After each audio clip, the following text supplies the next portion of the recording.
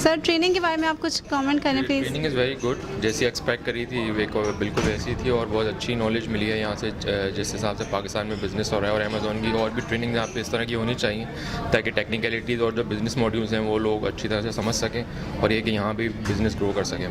सही सर, और इनेबलर्स ने ऑर्गेनाइज करवाया इनके स्पीकर्स और इनके प्रोडक्ट रिसर्च वगैरह के मतलब आप कुछ कहना हाँ बिल्कुल, इनकी नॉलेज बहुत अच्छी है और ओवरऑल जो चीज़ें थी वो बड़ी इम्पैक्टफुल थी और क्वेश्चंस के जिस तरह से उन्होंने सवालों के जवाब दिए 2 से 3 घंटे तक काफ़ी पेशेंस के साथ, तो मुझे बड़ा वो एक्साइटिंग लगा था। और उसमें एक सबको बोलने का मौका मिला, वरना नॉर्मली इतना ज़्यादा मौका दिया नहीं जाता। 3 से 4-5 सवालों के बाद जो है वो स्टॉप कर दिया जाता है कि सेशन के एंड में करा जाता है। लेकिन ये बड़ी एंगेजिंग एक स्ट्रेटजी है, इससे ये कि लोग ज़्यादा एंगेज होते हैं और ऑब्वियसली जितने ज़्यादा क्वेश्चन होंगे उतनी ज़्यादा क्यूरीज क्लियर होंगी और उतनी ज़्यादा ये कि लोगों की नॉलेज और उस हिसाब से चीज़ें बढ़ेंगी।